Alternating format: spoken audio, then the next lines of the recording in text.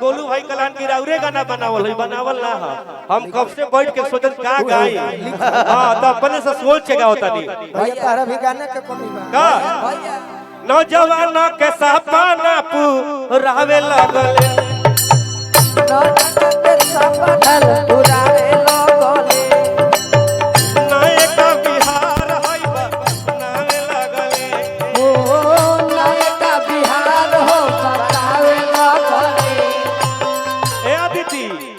ये माई बहन के देखावे हेदे बहन खड़ा बड़ी होने माई बहन होने पीछे बड़ी लो तो हर लोग के सम्मान में का ए भैया माई बहन के सम्मान में जसवी बड़ मैदान में माई बाबा हे सम्मान में तेजस्वी बड़ मैदान में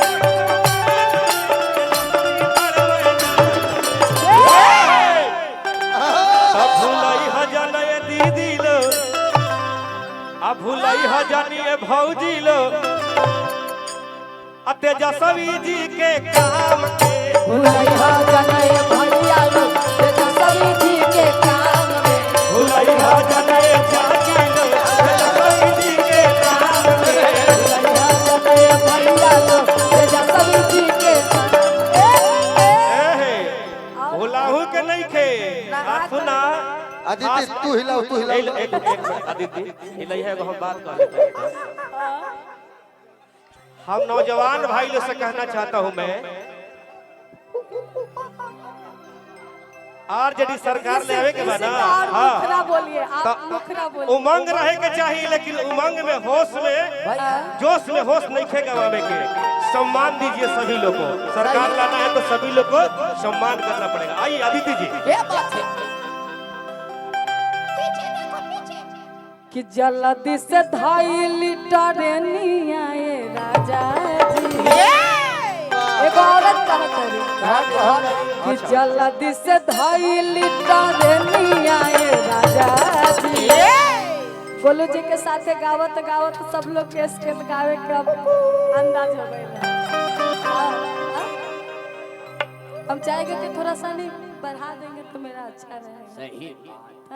ये गड़बड़ हो गया ये गड़बड़ पीछे देखो तार भोकल केस के ए उहे लगा दो ये करो ला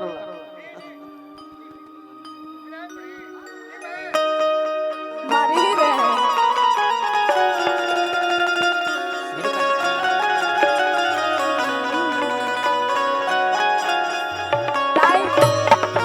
टाइम बहुत कम है इसके लिए हम लोग जल्दी जल्दी में गाना ही गा ले रहे हैं पहले ठीक है सही बाकी सब लोग को हाथ जोड़ के प्रणाम है दिल से नमस्कार है जय माता दी।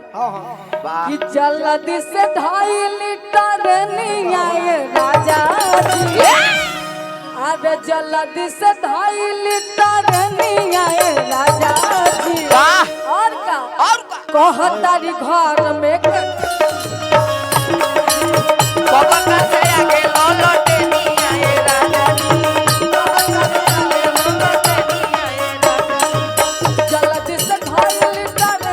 आए राजा जी जल्दी से 2 लीटर नहीं आए राजा जल्दी से 2.5 लीटर आए ए दीदी वाह माने चलो हीरो हमें पहल का भोजपुरी के सही तो कहा तार कि जल्दी से धाला हम तो धैला ही बानी लेकिन कुहा इतना गिरत कि गाड़ी अभी लगल बिया कानेपुर में हां ए औरत का मतलब भाव अलग होता है। अरे कल हुए से धैनी हां अटरे नी आई धनिया अच्छा ये धनिया अरे कल हुए से धैनी हां अटरे नी आई धनिया छोटू भैया ई कल हुए से धोइनी हा अरे तो दुनिया धोनिया असबक सया के ललटे नी आई धनिया सब का से आगे लौटे नहीं आए धनिया सब का से आगे लौटे नहीं आए धनिया जल्दी से 2.5 लीटर आए राजा जी से 2 लीटर नहीं आए राजा जी जल्दी से 2.5 लीटर आए राजा जी आप लोग ताली नहीं बजाएंगे ना हल्ला करके अभी से फोटो खींचत रहले से हाथ बाझल बा कि जल्दी से धाई लिटा धनिया ये राजा जी जल्दी से धाई लिटा धनिया ये जल्दी से धाई लिटा धनिया ये एक बार इधर वाले आप सब लोग भी और सबका से आगे लाला धनिया ये राजा जी सबका से आगे लाला धनिया ये राजा जी सबका से आगे लाला धनिया ये राजा जी गरदा उड़ौले बाड़ा अधिया तूफान में गरदा उड़ौले बाड़ा अधिया तूफान लालू यादव खाने ता नहीं हिंदुस्तान में